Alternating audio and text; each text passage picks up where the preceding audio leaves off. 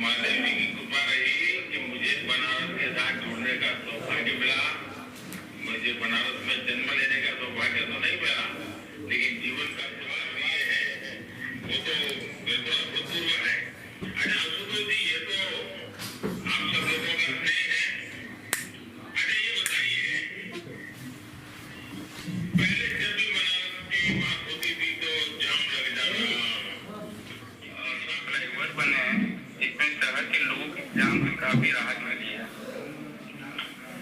देखिए आशुतोष जी, अच्छी कनेक्टिविटी तो आप यहाँ कभी तो से का मतलब है। देखिए आप कोशिश करें, लोगों से आग्रह करें कि वे शहर के भीतर अपनी गाड़ियां ठीक से पार्क करें। आपको पता ही होगा, भदौलिया पर एक मशीनों का जितना ज्यादा पालन होगा उतना ही समस्या का समाधान होगा। चलिए आशुतोष जी, मुझे बहुत अच्छा लगा।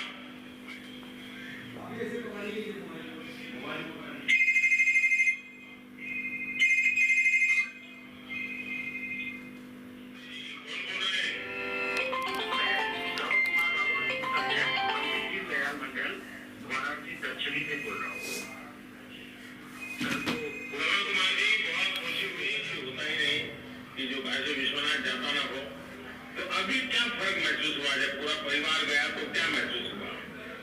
सर अब तो जमीन आसमान का फर्क आ गया है सर।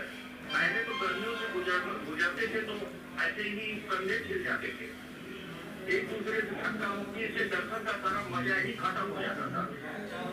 लगता ही नहीं था कि हम दर्शन करने के। देख रहा था कि आप इतने भावुक होकर के बोल रहे थे, ऐसा लग रहा था कि मैं आपके लिए मैं कैसे आपको बोलने के लिए मेरे पास शब्द ही नहीं है सर, कि मैं जिसका क्या बताऊं सर। मैं कुछ नहीं बोल पाता आपके लिए कि आपने क्या किया कैसे जी। ये जो कुछ भी है ना, ये सब बाबा की कृपा है।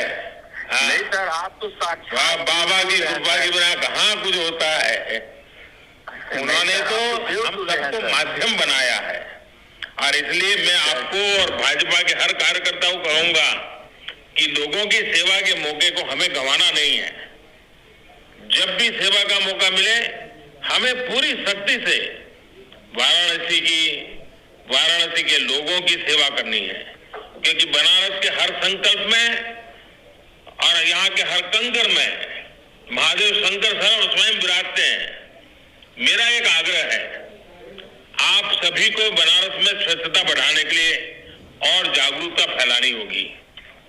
मैं आपको एक काम दे रहा हूं जी सर, आप अपने साथियों के साथ मिलकर, जो लोग वाराणसी आते हैं जी सर, तो बहुत लोगों बाहर वालों को पता नहीं होता है, और इसलिए मैं आग्रह करूंगा कि हम लोग ऐसी आदत लोगों की आदत डालें कि जो भी लोग आएंगे उनको आप कबीर चौरा ले जाने का प्रयास करें और संत रविदास के मंदिर के भी दर्शन करवाएं। देखिए अपनी सरकार ने वहां भी बहुत सारे काम कराए हैं। इससे वाराणसी की संस्कृति, विरासत, पर्यटन सबको लाभ होगा। चलिए श्रवण जी, मुझे बहुत अच्छा लगा आपसे बात करने का। आइए एक और साथी से बात करते हैं।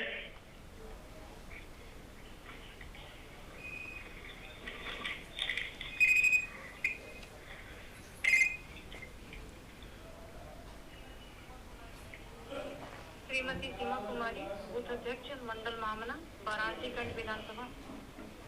सीमा जी प्रणाम। प्रणाम सर। तो सीमा जी, आप किस काम को देख रही हो? सर मैं बूथ अध्यक्ष हूँ। अच्छा, बूथ अध्यक्ष है। अच्छा सीमा जी, आजकल कोरोना संक्रमण बढ़ रहा है, तो इधर क्या मिलना जुलना अपने क्षेत्र के लोगों से हो पा रहा है? जी सर, 2 गज की दूरी, मास्क है जरूरी, इस फार्मूला को अपनाते हुए हम सभी बने कोरोना के दौरान अपने बूथ के लोगों से बात करती रहती हैं।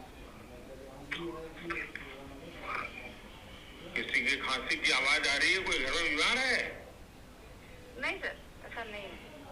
अच्छा सीमा जी, आप जैसन बहनियन का ताकत हमार असली शक्ति हुए।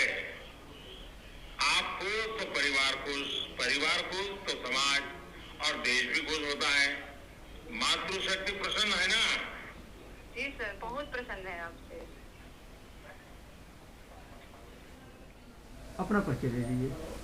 मैं पूजा दीक्षित, अपर प्रबंधक आर्य महिला नागरमल मुरारका मॉडल स्कूल से। क्या क्या बात हुआ है?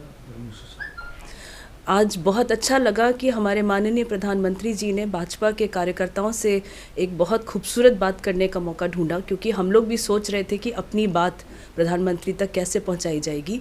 तो ये बहुत ही खूबसूरत मौका मिला हम सभी को। और आज सबसे हर्ष का विषय ये रहा कि माननीय प्रधानमंत्री जी ने वो सब बातें करी और हर एक क्षेत्र से उन्होंने, चाहे रविदास मंदिर घूमने की बात करी, चाहे स्वच्छता की बात करी गई हो, या यहाँ पे आने वाले पर्यटन जिन्होंने काशी विश्वनाथ धाम तक पहुँचने में अपनी सरलता और जो सुंदरता काशी विश्वनाथ धाम मंदिर के बारे में बताया। इस सब चीज़ों को देखते हुए लगता है कि प्रधानमंत्री जी, क्योंकि हमारे सांसद हैं और हमारे इस काशी क्षेत्र में उनका काफ़ी लगाव रहा है, एक छोटी छोटी बातें, चाहे महिलाओं के लिए उज्ज्वला योजना की बात करी हो, चाहे उनके ज़रा सी खांसी किसी के उसमें आई तो उन्होंने ये भी ध्यान में रखा कि कोई ऐसा तो नहीं कि आपके घर में बीमार है, क्योंकि महिलाओं के लिए उन्होंने जितने भी कार्य किए हैं, बेटियों के लिए जितने कार्य किए हैं, आज तक ये कोई भी नहीं कर पाया कि हम जैसे जिस कॉलेजेस को मैं चलाती हूँ वहाँ पे बेटियाँ सुरक्षित हैं, महिलाओं का भविष्य है। और उसी के साथ साथ ये सबको देखते हुए प्रधानमंत्री जी ने आज एक बहुत खूबसूरत बात करी कि जैसे मत्स्य पालन, केमिकल से ख़त्म करे हुए जो अनाज जैसी जो बड़ी समस्याएं हम लोग आज कलयुग में आकर झेल रहे हैं, उसको हमारे माननीय प्रधानमंत्री ने खास तौर से कहा कि ऐसे चीज़ों का हम लोग पालन करें, किसान उस तरीके की खेती करें जहाँ पे केमिकल कम इस्तेमाल हो, ताकि आपका स्वास्थ्य ठीक रहे। तो प्रधानमंत्री जी के चाहे पेड़ पे झाल पे लटकते हुए हमारे